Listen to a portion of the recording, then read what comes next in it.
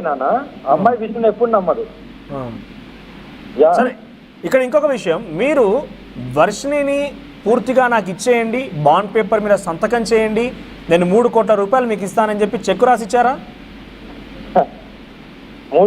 అసలు ఇక్కడ పెట్రోల్కే డబ్బులు లేవని నేనంటే, భక్తులు పోసే పెట్రోల్తో నేను తిరిగితే 3 కోట్లు కాదు 30,000 కూడా ఉన్నాయి. మరి వీళ్ళకి నేను ఎలా రాసిస్తా? పోనీ మీరు అడిగారా మీ అమ్మాయిని నేను తీసుకెళ్తాను, నా వెంట తీసుకెళ్తాను, నేనే ఉంచేసుకుంటాను? అసలు అలా ఏం అడగలేదు. నేను అడగను కూడా.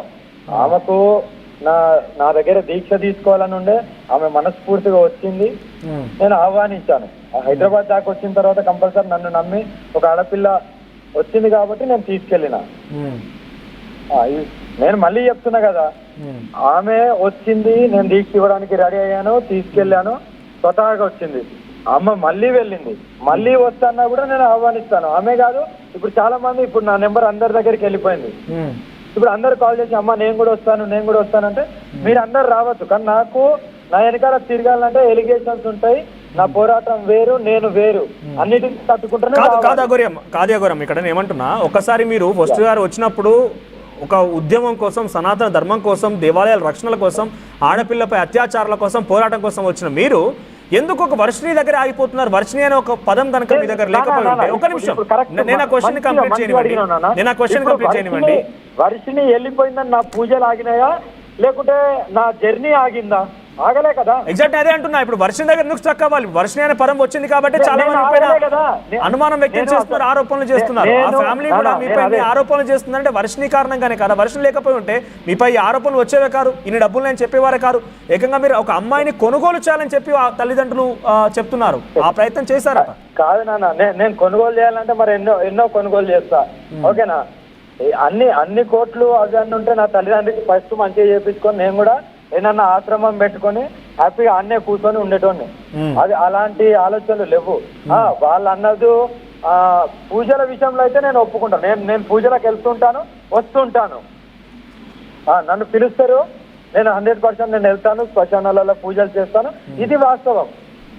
3 కోట్ల రూపాయలు మీరు ఇస్తానని అవాస్తవం అంటారు అయితే, కానీ తల్లిదండ్రులు చెప్తున్నారు నా కూతుర్ని ఇచ్చేయమని చెప్పి. నాకు ఏ విల్లాలు లేవు, ఎన్ని కోట్లు లేవు, ఏ ఆశ్రమం లేదు. కానీ వాళ్ళు చెప్పింది పూజలకు మాత్రం వెళ్తాను, ఎందుకంటే అది లోకానికి అందరికీ తెలుసు. నా దగ్గరికి వచ్చేది కూడా వాళ్ళు అన్న మాటలు నిజం. ఎందుకంటే విఐపీస్ వస్తుంటారు, పోతుంటారు, అవన్నీ జరిగేటి. లోకానికి తెలిసి పూజలు చేసుకోరు కదా ఎవరైనా. ఇప్పుడు మీరున్నారు, మీకు కష్టం వస్తుంది, నేను పోతున్నా అని మీరు మీ మీడియాలో చెప్పి నేను అఘోరమ్మ దగ్గర పోయి పూజ చేపిస్తున్నా అని చెప్పి వస్తారు నాన్న, చెప్పి రారు కదా. అవన్నీ జరుగుతుంటాయి. నా దగ్గరనే కాదు, ఒక్కొక్కరి గురువుని నమ్ముతారు కాబట్టి వాళ్ళ దగ్గరికి వెళ్ళి పూజలు చేపించుకుంటారు. మంచి జరిగితేనే కదా చేపించుకుంటారు, లేకుండా ఎందుకు చేపించుకుంటారు? సో చెన్నైలో ల్యాండ్ కొనుగోలు చేశారు, ఆశ్రమం ఎక్కడి వరకు వచ్చింది? అదేదో మరి దర్యాప్తు చేయాలని నేను ప్రభుత్వాన్ని అడుగుతున్నాను. ఆంధ్రప్రదేశ్ ప్రభుత్వాన్ని, తెలంగాణ ప్రభుత్వాన్ని ఒకసారి అడుగుతాను. తెలంగాణ ప్రభుత్వం ఏం చేస్తుంది? వర్షిణి తల్లిదండ్రులు ప్రభుత్వాలు ఇక్కడ పక్కన పెడదాం, వర్షిణి తల్లిదండ్రులు అంటున్నారమ్మా. మరి అది ఎలిగేషన్ చేసింది వాళ్ళే కాబట్టి మరి వాళ్ళే నిరూపించాలి నాన్న. మరి నిరూపిస్తే బాగుంటుంది. ఒక విషయం మీరు అనుకుని నిజం అనుకుందాం, వారు ఎలిగేషన్ చేస్తున్నారు అనుకుందాం, మీ పైన చేయాలనుకుంటే ఆ అమ్మాయిని తీసుకువెళ్లారు కాబట్టి ఇంకేదైనా విషయం ఎలిగేషన్ చేయొచ్చు. కేవలం ఫైనాన్షియల్ ఆస్పెక్ట్ ఎందుకు ఎలిగేషన్ చేయాల్సి వస్తుంది? అదే ఇప్పుడు నేను అదే చెప్పాను, ముందు మీకు అదే చెప్పాను. ఫస్ట్ ఏమన్నారు, మా అమ్మాయిని తీసుకెళ్లి కొద్ది శుద్ర పూజలు అని అన్నారు. ఇప్పటికీ అంటున్నారు వాళ్ళు. ఇంకో మాట ఏమన్నారు, పుస్తల తాడు కట్టింది మా అమ్మాయికి, ఆయనకు కట్టింది అన్నారు. తర్వాత ఏమన్నారు, ఫిజికల్ గాని కలిపారు, కండంలని కలిపారు అనోనా. ఇప్పుడు మళ్ళీ ఇంకో కోణం ఏదో ఒకటి ఎత్తాలి కదా. ఎప్పటికీ అవే చెప్తే జనాలకు బోర్ కొడుతుంది కదా. ఈ క్షుద్ర పూజలు అనే విషయం చేయాలి కదా. ఈ క్షుద్ర పూజలు అనే విషయం ఎప్పటి నుంచో వాళ్ళు ఆరోపిస్తూనే ఉన్నారు. క్షుద్ర పూజలు చేసిందని ఎప్పటి నుంచో ఆరోపిస్తూనే ఉన్నారు. లేటెస్ట్ గా మొన్న ఆర్టీవీతో మాట్లాడుతూ వాళ్ళు ఇప్పుడు ఎలిగేషన్ చేసేది ఉండే కదా, ఇప్పుడే ఎందుకు తవ్వుతున్నారు? ఇది బోర్ కొడుతుంది కదా జనాలకు. ఈ ఎలిగేషన్స్ అదే పదే చెప్తుంటే బోర్ కొడుతుంది, వినలేరు. అందుకే ఇంకో కొత్తది. ఇప్పుడు ఇది అయిపోయిందా, ఇప్పుడు ఇది అయిన తర్వాత ఇంకో 2-3 రోజులు ఆగిన తర్వాత ఇంకో కొత్తది వస్తుంది.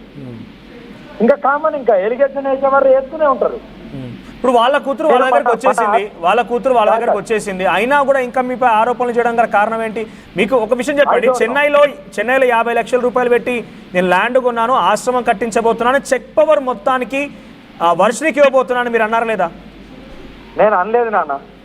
నాకు అడుగు భూమే లేదు, ఆశ్రమం కట్టే అంత స్థలం ఉన్నదా?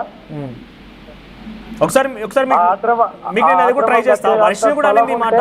ఆ ఆశ్రమం కట్టే అంత స్థలం ఉంటే, అదే 50 లక్షలు ఉంటే మా అమ్మ నాన్నకు ఒక రేకులు ఇల్లు అన్న, వాళ్ళు గుడిసెలో ఉన్నారు, ఒక రేకులు ఇల్లు అన్న కట్టిస్తాను.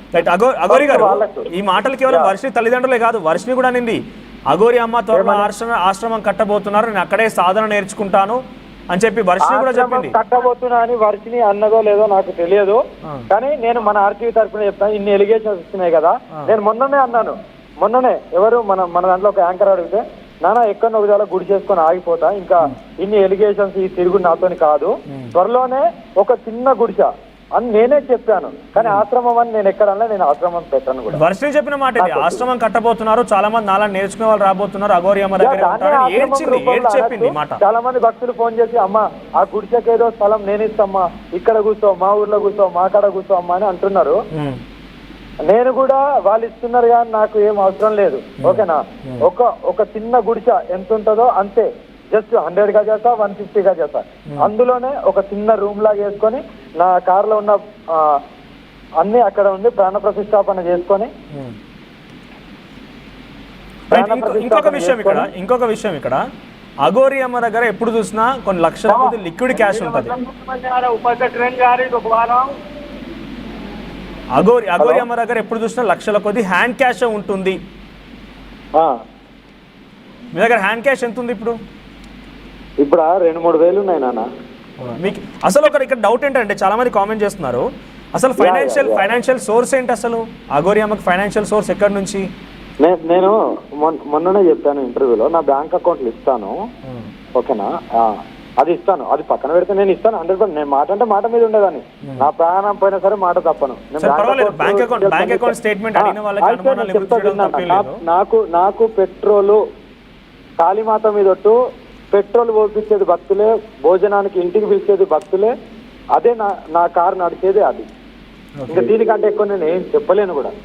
నాకు నా ఖర్చులకు భక్తులతో వచ్చిన డొనేషన్ ఏదైతే, వాళ్ళు ఒకరు 100 వేయచ్చు, ఒకరు 2000 వేయచ్చు, ఒకరు 5000 వేయచ్చు, ఒకరు 10,000 వేయచ్చు, ఒకరు 10 లక్షలు వేయచ్చు, ఒకరు ఎంత వేయచ్చు, అది వాళ్ళ ఇష్టం. కానీ జనరల్ గా మీరు ఎటువంటి పూజలు చేస్తారమ్మా? అంటే జనరల్ ఎటువంటి పూజలు చేస్తారు మీరు? అది పూజలు అనేటి ఎలాంటివి చేస్తాం అనేది అన్ని పర్సనల్ గా, మీ సాధన కోసం అని కాదు, లైఫ్లలో ఏది చెప్పాను అన్న, మీ సాధన కోసం అని కాదు. ఇక్కడ మీరు ఒక విషయం వినండి, మీ సాధన కోసం అని కాదు. వర్షిని గతంలో ఏం చెప్పిందంటే, ఎవరు ఒక మానసిక ఆందోళనతో ఒక బాబు బాధపడుతూ ఉంటే ఆ పూజ చేసి తనని మానసిక ఆందోళన నుంచి బయటపడేసింది అఘోరి అమ్మ అని వర్షిని చెప్పింది. 100 నానా, క్యాన్సర్ పేషెంట్లకు నేను చాలా మందికి చేశాను. ఓకేనా, వికలాంగులకు నా వంతుగా సాయం చేసుకుంటున్నాను. నేను చేసేటి కార్యక్రమాలు ఉన్నాయి నాన్న.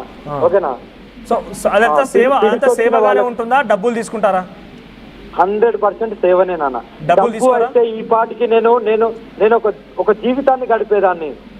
ఒక జీవితాన్ని గడిపేదాన్ని, ఒక జాగలు ఆగేదాన్ని కాదు. మీరు అవన్నీ వద్దనుకొని, ఆ జీవితం వద్దనుకొని, అవసరమైతే మిమ్మల్ని మీ ఐడెంటిటీని కోల్పోయి మీరు ఈ జీవితాన్ని ఎంచుకున్నారు. మీకు మళ్ళీ లగ్జరియస్ అవసరం లేదని చెప్పి ఒంటి పైన కనీసం ఒక వస్తువు కూడా లేకుండా. అదేనా, దీన్ని కూడా లగ్జరియస్ వీళ్ళు అనుకుంటున్నారు. ఆమెకు ఐఫోన్ ఉంది, కారు ఉందంటే, నాకు నా బండి, నా ప్రయాణం సాగడానికి నాకు కారు ఉంది, దాంట్లో ఎలాంటి తప్పు లేదు. ఉన్నదల్లా ఇది ఒకటే కారు.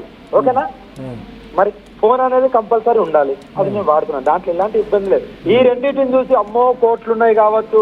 ఇక్కడ ఈ రోజు నేను మొన్న గుజరాత్ లో, ఈ రోజు ఇప్పుడు కాశీలో, మళ్ళీ రేపు హరిద్వార్, తర్వాత ఢిల్లీ, తర్వాత మళ్ళీ ఓంకారేశ్వర్, తర్వాత త్రయంబకేశ్వర్, ఇవన్నీ జ్యోతిర్లింగాలు, ఇవన్నీ పోతున్నా అంటే భక్తులు వేస్తారు, భక్తులు పెట్రోల్ కొట్టిస్తారు. అఘోరి గారు, మీతో పాటు మీరు సాధన చేసే సమయంలో కఠోరమైన దీక్ష తీసుకున్నారు కదా, మీతో పాటు చాలా మంది మీ మిత్రులు కానివ్వండి, అఘోరిగా ఉన్నటువంటి చాలా మంది నాగసాధువులు కానివ్వండి, వాళ్ళందరూ ఇలానే ఉన్నారా? వాళ్ళందరికీ కార్లు ఉన్నాయా? వాళ్ళందరికీ ఐఫోన్లు ఉన్నాయా అనే ఒక అనుమానం కూడా వ్యక్తం అవుతుంది ఇక్కడ. ప్రతి ఒక్కరికైతే, కొంతమందికి అయితే కార్లు అయితే